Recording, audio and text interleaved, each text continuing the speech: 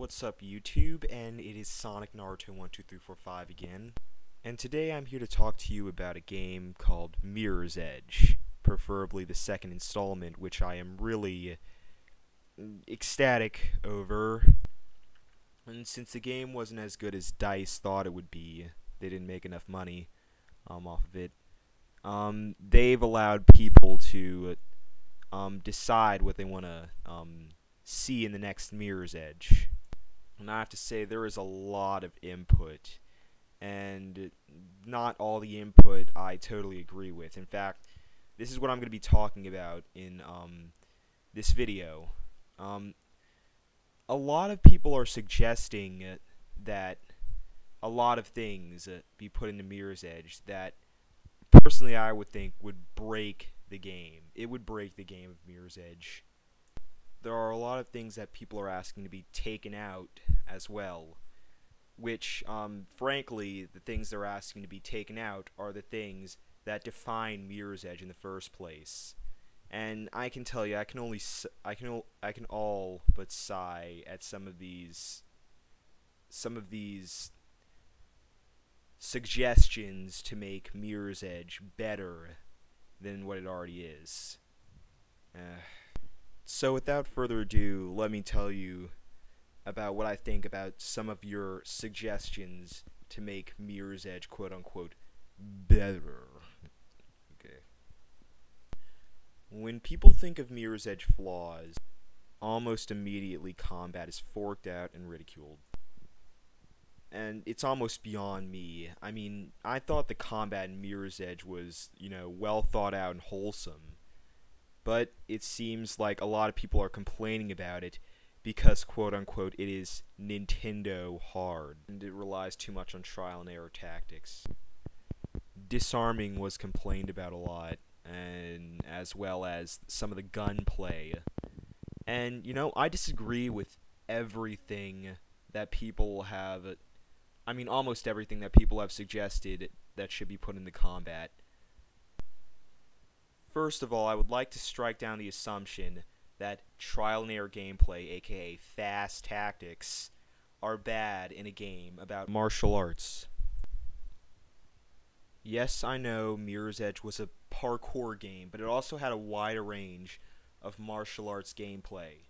And in martial arts, trial and error gameplay, or fast tactics that you have to react to, is realistic. That's how real martial arts works. That's how real parkour works. You have to react, and you have to judge in timing what you're gonna do. If I was to stop a judo kick, I wouldn't be able to, slow down time with the VATS system like you find in Fallout 3. I have to time where I'm gonna stop a judo kick or a punch to the face. And I don't get why people are complaining so much about it. It's not like it's that hard. DICE even has the courtesy of letting you slow down time and see a red flash when you're gonna disarm or hit somebody. If you still suck at the combat then, or you still say it's Nintendo hard, then you suck at the combat.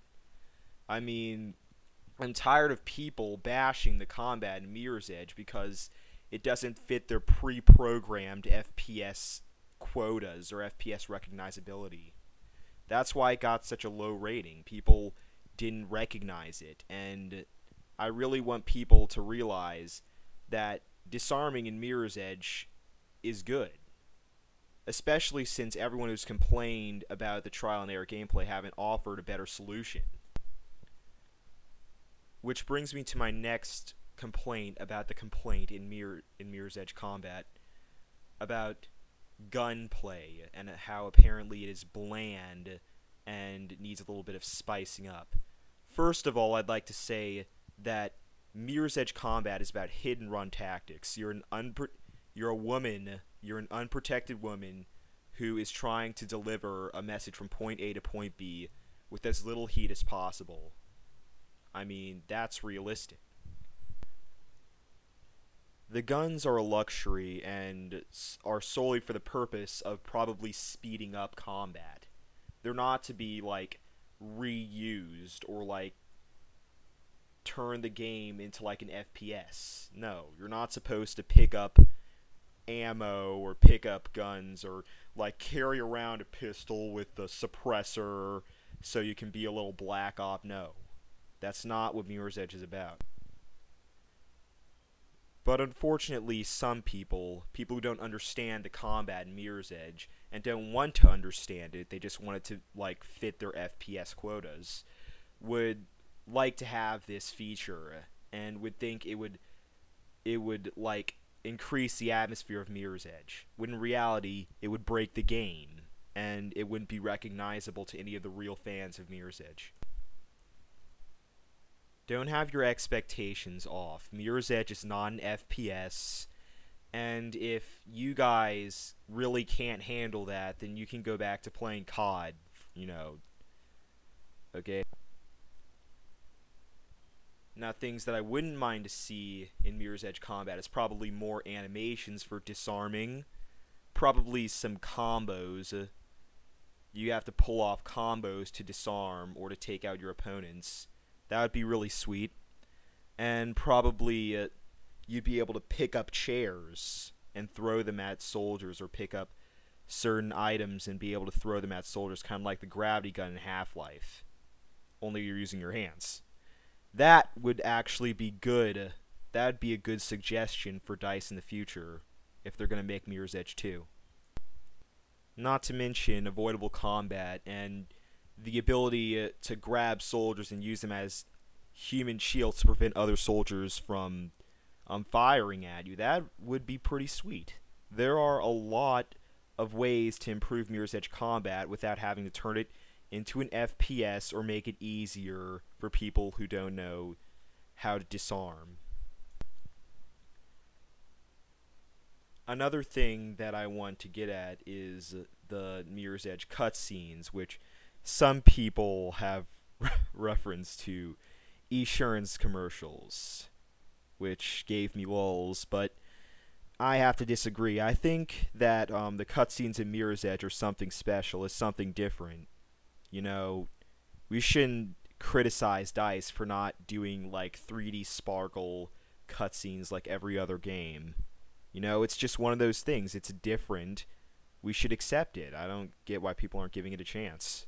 I actually thought that the animation was the 2D animation in Mirror's Edge cutscenes were, like, very fitting of the game. They were suspenseful. They were kind of, you know, had a blue tint to them. They were good. I don't get why people didn't like them. And last but not least, people have been complaining about the levels and how they don't want them to be indoors, which I find ridiculous, because parkour indoors, I thought the parkour that took place indoors, the levels that took place indoors, were suspenseful, like when you had to break into Roteburn's office for information, or you had to scale like a construction factory all the way up to get to sniper position. Those were good. Those were good parts of the levels. I think people mostly complained about being in enclosed spaces. They didn't like that. But, you know, being indoors isn't the problem. Don't displace the problem. I think mostly it's just being confined in a little space. People don't like that. I think there should be open indoor levels, like there should be, like, construction indoor levels, more construction indoor levels, or more indoor levels that offer more possibilities for parkour. Well, that's about it. 10-minute cap is almost up. I hope most of you got some insightful words from this semi-rant about what's not broken in Mirror's Edge. And I will see you YouTube later. Serial.